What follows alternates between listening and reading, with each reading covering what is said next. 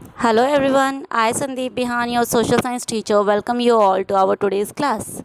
Students, today we'll start our next chapter of social science of TV publication class 7th, and the name of the chapter is Air Around Us.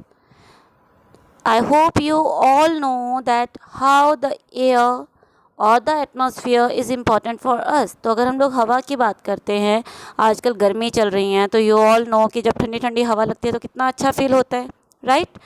And सबसे important thing, all living things need air to breathe and sustain. हम सबको ज़िंदा रहने के लिए हवा चाहिए, हवा लगेगी, ऑक्सीजन मिलेगी, only then we can survive, तभी जो है हम लोग जीवित रह सकते हैं।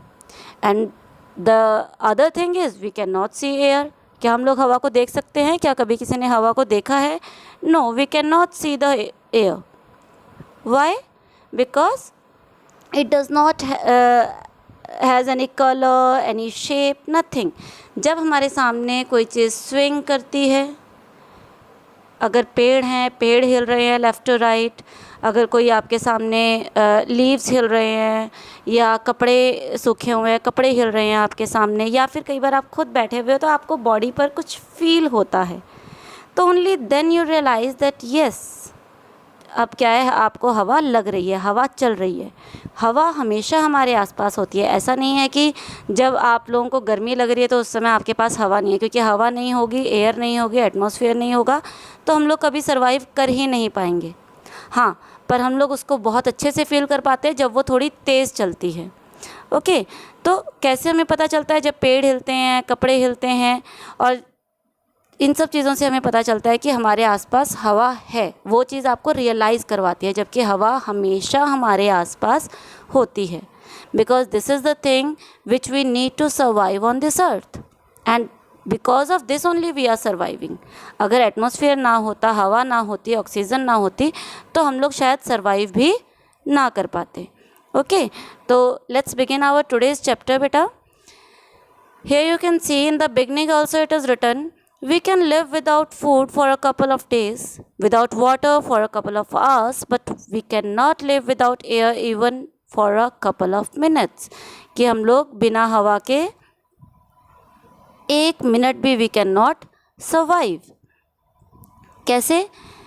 देखो, खाने के बिना आप लोग रह सकते हो, कुछ दिन आप लोगों को खाना नहीं मिलेगा, कुछ घंटे आप लोगों को पानी नहीं मिलेगा, तो हम लोग सर्वाइव कहीं ना कहीं कर सकते हैं।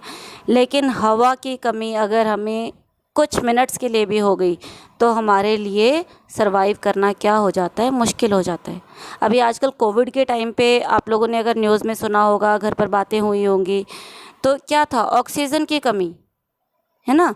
तो ऑक्सीजन हमें कहाँ से मिल रही है? ट्रीज से मिल रही है, या फिर हम लोग बोले हमारा जो एटमॉस्फेयर है वहाँ से हमें ऑक्सीजन मिल रही है। तो ऑक्सीजन की कमी होने के साथ ही क्या होता है? We are unable to breathe. हम लोग सांस नहीं ले पाते, हमें सांस लेने में प्रॉब्लम होती है। तो वही चीज़ यहाँ पर बताई गई है कि without air we can not survive even for a couple of minutes. हम लोग कुछ मिनट्स भी जो है बिना हवा के सर्वाइव नहीं कर सकते। The earth is surrounded by a thick layer of air which is a mixture of several transparent gases। अब देखो बेटा, जो गैसेज होते हैं, गैसेज का कोई कलर नहीं होता। अभी हमारे एटमॉस्फेयर में बहुत सारी गैसेज हैं, तो क्या आपको अपने ऊपर जो भी है, हमें डायरेक्ट आसमान ही नज़र आता है? हमें क्या बीच में कोई ये दिख रही है, कोई हरे रंग की गैस है, कोई नीले रंग की गैस है? नो। तो इसलिए लिखा गया ट्रांसपेरेंट। ट्रांसपेरेंट होता है जिससे हम लोग आर पार देख सकते हैं। ओके, सो अर्थ के आसपास ऐसी ही एक लेयर है। अब वो लेयर हमें दिखाई नहीं देती, because it is a mixture, it is made up of so many transparent gases. Because it is transparent, तो इसलिए हमें वो लेयर, उसका कोई कलर तो है नहीं उनका, तो इसलिए जो है हमें वो नज़र नहीं आता। This layer of air is called the atmosphere. तो एटमॉस्फेयर क्या है? हवा की जो पतली सी लेयर है हमारे अर्थ के चारों तरफ, और ये लेयर किस चीज़ से बनी है? With the mixture of different gases. और यही जो लेयर है उसी को हम लोग क्या कहते हैं? एटमॉस्फेयर कहते हैं। In the absence of atmosphere the earth would remain a frozen lifeless planet in space like any other planet. अगर ये एटमॉस्फेयर ना होता तो हमारी अर्थ भी क्या होती? हमारी अर्थ भी बाकी सभी प्लैनेट की तरह शायद यहाँ पर लाइफ ना होती। It would be a frozen planet. Frozen चारों तरफ बर्फ़ ही बर्फ़। क्योंकि एटमॉस्फेयर क्या करता है बेटा, एटमॉस्फेयर जो है ड्यूरेबल हीट को एब्जॉर्ब करके रखता है। तो हीट क्या करती है, बहुत ज़्यादा गर्मी भी नहीं होने देती है अर्थ पर, बहुत ज़्यादा सर्दी भी नहीं होने देती, वो जो है टेम्परेचर को मेंटेन कहीं ना कहीं करके रखता है। तो दैट इज़ वाई अगर ये एटमॉस्फेयर ना होता या ये हवा ना होती तो शायद हमारे प्लैनेट पर भी आज जो हम लोग रह रहे हैं, जो लाइफ है, that would not be possible. In fact, the atmosphere that we live in is the result of gradual and continuous changes which started about 4600 million years ago. तो ये हमने पिछले पीरियड में, पिछले चैप्टर में भी हमने देखा था ना. तो ये जो एटमॉस्फेयर है, हमने अर्थ स्ट्रक्चर जब पढ़ा था तो हमने देखा था कि अर्थ बनी थी, कब बनी थी, 4600 मिलियन ईयर्स अगो. तो जब अर्थ बनी उसके साथ ही उसके आसपास क्या हुआ, एटमॉस्फेरिक लेयर जो है बननी शुरू हो गई थी. और तब से लेकर आज तक इसमें because of the natural and human activities इसमें जो है रेगुलर चेंजेस आते जा रहे हैं. Few changes are positive, few changes are negative. अगर कुछ चीज़ें अच्छी हो रही हैं तो वो पॉजिटिव के लिए, लेकिन अगर ह्यूमन एक्टिविटीज़ के कारण यही एयर, यही एटमॉस्फेयर पॉल्यूट हो रहा है तो दैट इज़ नेगेटिव. तो this atmosphere is being changing gradually. Gradual means slow. Gradual का क्या मतलब होता है बेटा, स्लो. तो धीरे धीरे बदलाव आ रहा है जो हमें फील नहीं होता, but atmosphere is changing since that particular year. And वो एनर्जाइज्ड बाय द सन. और अब इसको एनर्जी कहाँ से मिल रही है, सन से. हम सब जानते हैं हमारी जो गैलेक्सी है, आकाशगंगा जिसको हम बोलते हैं, sun is the main star and all the other 8 planets. कितने प्लैनेट्स हैं हमारे, 8. And all the other 8 planets are revolving around the sun. वो सभी किसके आसपास घूम रहे हैं, ये सन है.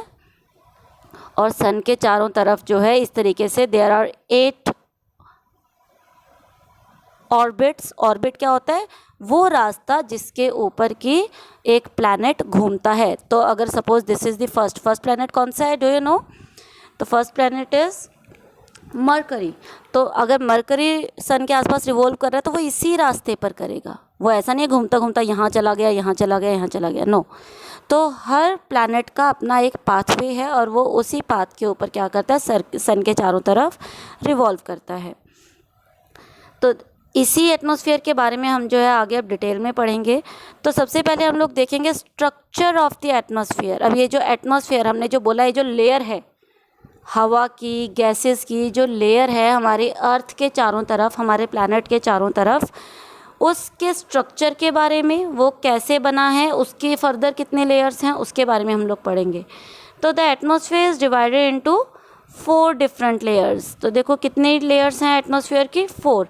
And the first one is troposphere. First one troposphere मतलब जो अर्थ के बिल्कुल पास है, वो कौन सी है, ट्रोपोस्फियर है.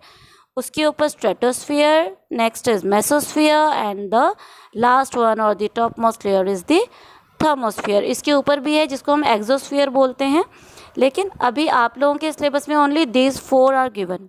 तो ये चारों ही नाम, स्पेलिंग आपको अच्छे से लर्न होनी चाहिए. ठीक है, देखो आपका इंपॉर्टेंट शॉर्ट क्वेश्चन बन गया ना कि how many layers, there are 4 layers.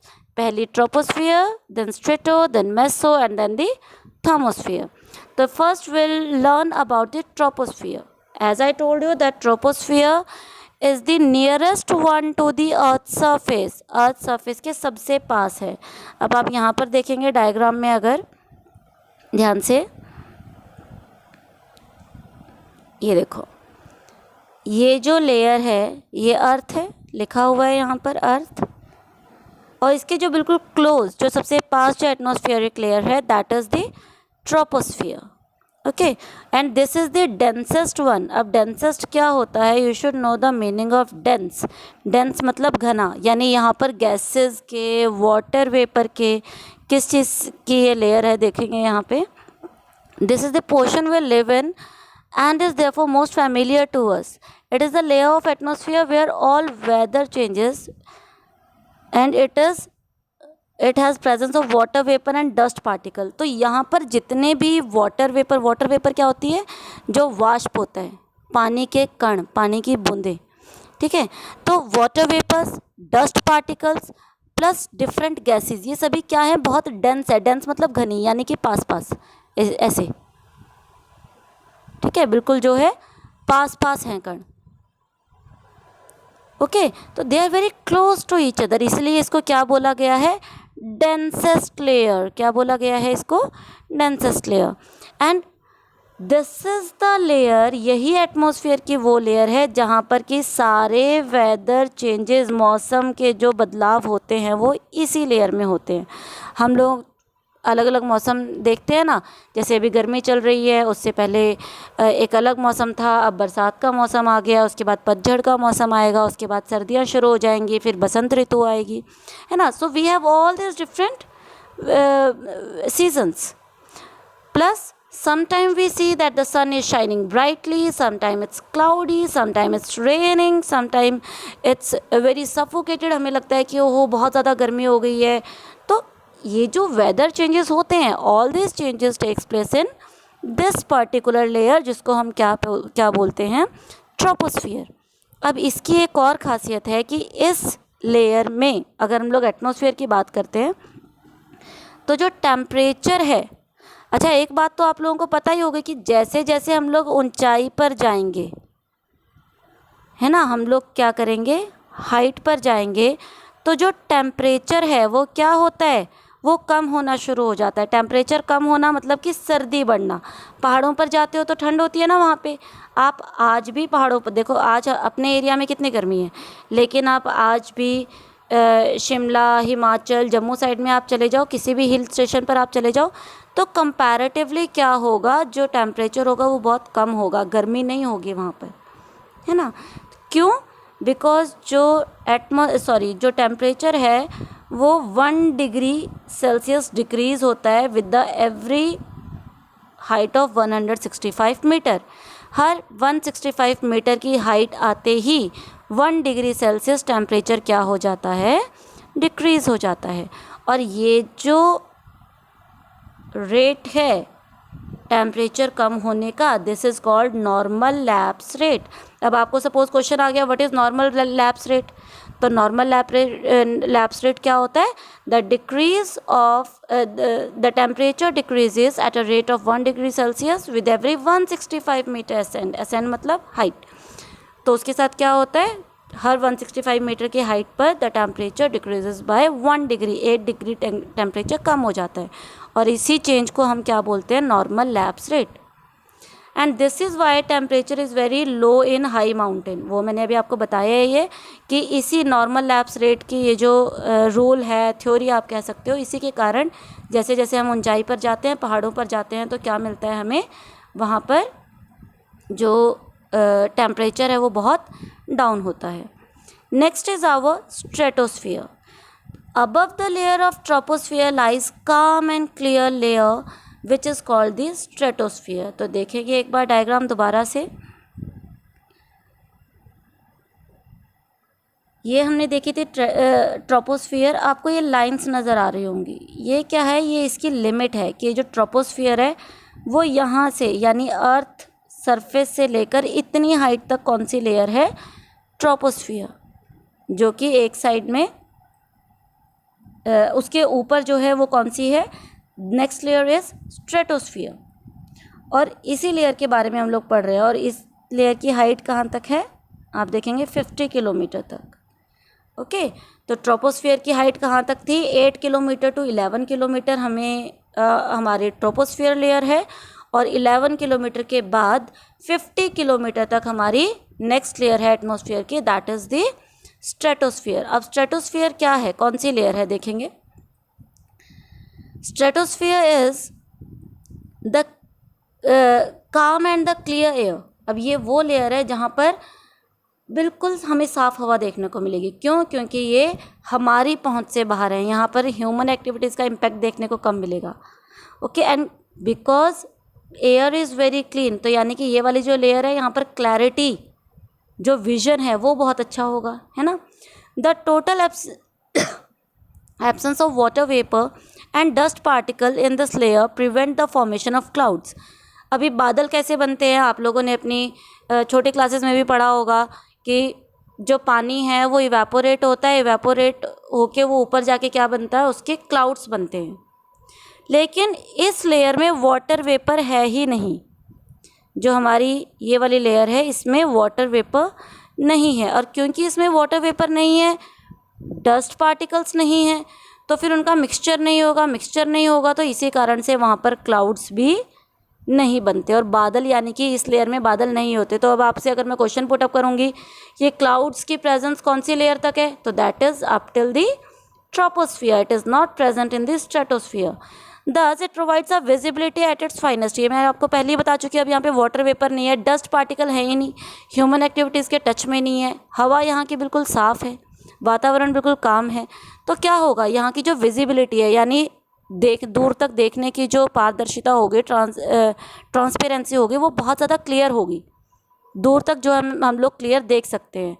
अभी दूर तक देखने का क्या मतलब है, अगर आप लोगों ने रियलाइज़ किया होगा, मैंने तो किया था, कि अभी जब पीछे लॉकडाउन हुआ था, लास्ट ईयर की मैं बात करूँगी, इस साल की नहीं, जब बिल्कुल जो व्हीकल्स हैं बेटा वो देखो सड़कों पर चलने बिल्कुल बंद हो गए थे। कितने महीने जो है गाड़ियाँ नहीं चली, बसेस नहीं चली, कोई ट्रैफिक नहीं था, कुछ भी नहीं था, इंडस्ट्रीज़ में काम बंद था, फैक्ट्रीज़ में काम बंद था, सब कुछ बंद था। यानी कि जो हमारे सोर्स ऑफ पॉल्यूशन थे वो सभी क्या हो गए थे, शट डाउन हो गए थे, सब कुछ बंद हो गया था, जिसके कारण हमारा एटमॉस्फेयर क्या हो गया था, कितना क्लीन हो गया था। And I use to visit Chandigarh at that time, और वहाँ से ना हमें क्या क्या नज़र आती हैं, वहाँ से छत पे खड़े होके बेटा, वहाँ से हिमाचल की पहाड़ियाँ सारी नज़र आती हैं, जो शिवालिक पहाड़ियाँ हैं हमारी वो नज़र आती हैं। लेकिन पहले वो धुंधली धुंधली दिखती थी, लेकिन लॉकडाउन के समय में because of the clean environment वो पहाड़ियाँ बिल्कुल साफ़ नज़र आती थी, ऐसे लगता था जैसे अभी कुछ ही दूरी पर हैं। तो क्यों, क्योंकि डस्ट कम हो गई थी, और स्ट्रेटोस्फीयर में क्या है, डस्ट पार्टिकल नहीं है, तो इसी कारण से दूर की चीज़ भी क्या है, बिल्कुल साफ नज़र आती है। और because of this clear visibility this is the best layer for the air flights, जो जहाज के एयरप्लेन्स के जो उड़ने की जो लेयर है that is this one only, क्योंकि यहाँ पे वो लोग जो एयरप्लेन्स हैं those could be easily flu. How, कैसे वो इजीली फ्लाई कर सकते हैं, विजिबिलिटी अच्छी होती है, किसी तरह की एटमॉस्फेरिक डिस्टर्बेंस नहीं होगी, वेदर डिस्टर्बेंस नहीं होगी, तो इसलिए यहाँ पर जो है विजिबिलिटी क्लियर होने के कारण this is the most suitable layer for the airplanes. दूसरी जो इंपॉर्टेंट चीज़ है, देखो बेटा स्ट्रेटोस्फीयर में कितनी सारी चीज़ें हैं, पहले तो सबसे क्लीन है, दूसरा यहाँ पर वाटर वेपर और डस्ट पार्टिकल्स नहीं है, तीसरी इसकी इंपॉर्टेंस है यहाँ पे विजिबिलिटी अच्छी है, चौथी क्या है, the fourth one is this is the most suitable to fly the airplanes और एयरक्राफ्ट्स। नेक्स्ट क्या है, the next important thing is ozone layer. Ozone layer क्या है बेटा, ओजोन लेयर वो लेयर है जो अर्थ को सन की हार्मफुल अल्ट्रा वायलेट रेज से बचाती है। इस अल्ट्रा वायलेट रेज के कारण we may face so many skin diseases, but ये जो ओजोन लेयर है ये अल्ट्रा वायलेट रेज को खुद अपने अंदर एब्जॉर्ब कर लेती है and it prevent it to reach earth. ये जो है अर्थ तक उसको पहुंचने में क्या करती है, रोकती है। तो इसलिए ये जो ओजोन लेयर है ये हमारे लिए बहुत इंपॉर्टेंट है, और ये ओजोन लेयर भी कहाँ पर है, यहीं पर, कौन से लेयर में, स्ट्रेटोस्फीयर में। तो the ozone which demarcates line of separation between these two layers, troposphere and stratosphere, is defined as tropopause। अभी यहाँ पे आप लोग देखेंगे डायग्राम में ये एक लाइन आपको नज़र आ रही होगी, this is the lower part is the tropopause and the upper troposphere and the upper one is stratosphere. तो ये जो लाइन है this from where one layer finishes and the other one begins, और वो एक ट्रांजिशनल एरिया, ऐसा तो नहीं है एकदम से कोई चीज़ बदल जाती है, एकदम से एटमॉस्फेयर क्लीन हो जाएगा, एकदम से स्ट्रेटोस्फीयर शुरू हो जाएगा, नहीं। तो वो जो एक ट्रांजिशनल लेयर होती है it is a kind of mixture of both. तो वो जो सेपरेशन लाइन है ट्रोपोस्फियर एंड स्ट्रेटोस्फियर की, उसको क्या कहते हैं, ट्रोपोपोज। क्या कहते हैं बेटा उसको, ट्रोपोपोज। तो वही डेफिनेशन यहाँ पे दी हुई है कि line of separation between these two layers troposphere and stratosphere is defined as tropopause. The temperature is almost constant in the lower part of stratosphere a special form of oxygen called ozone. देखो इसके बारे में तो मैं आपको पहले ही बता चुकी हूँ ओजोन के बारे में, है ना। तो it is also found in the stratosphere, और ये क्या करती है, as I told you it act as a filter. और ये किसको फिल्टर करती है, मैंने आपको बताया था harmful ultra violet sun rays को ये क्या करती है, फिल्टर करती है और अर्थ तक उसको पहुंचने से रोकती है।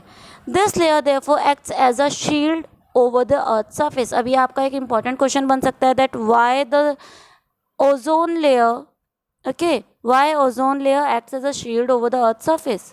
तो why? Because it prevents the harmful ultraviolet sun rays to reach the earth's surface, क्योंकि वो उसको अर्थ सरफेस पर पहुंचने से रोकती है। In the absence of the ozone gas, अगर ये ओजोन गैस, ओजोन भी क्या है बेटा, एक गैस ही है, उसकी लेयर है स्पेशल किसमें, स्ट्रेटोस्फियर में। अगर ये ओजोन गैस ना हो, life would have been impossible in the on the surface of the earth. अगर ये ओजोन लेयर ना होती, तो मैंने आपको बताया था कि ये अल्ट्रा वायलेट रेज को रोकती है। एक तो अर्थ पर टेम्परेचर बहुत हाई होता, टेम्परेचर हाई होता तो ऑफ कोर्स लाइफ वैसे ही पॉसिबल नहीं थी। तो इसलिए ये भी एक इम्पॉर्टेंट कारण है जिसके कारण एटमॉस्फेयर की जो ओजोन गैस है और इसकी जो लेयर है that plays an important role to make it possible to survive on earth. So student, here our this part of the chapter is finish. अब आप लोग होमवर्क में क्या करेंगे, होमवर्क में आप एक तो इंटरनल शॉर्ट क्वेश्चंस अपने प्रिपेयर करेंगे, ओके। दूसरी चीज़, यहाँ तक आप लोग अपना चैप्टर रीड करेंगे अच्छे से, and if you have any doubt you can ask me. So here our today's class is over. I hope that each and every concept is clear to you. Still, if you have any doubt, you can ask me. Okay, beta? We'll meet in the next class. Till then, all of you take care and have a good day.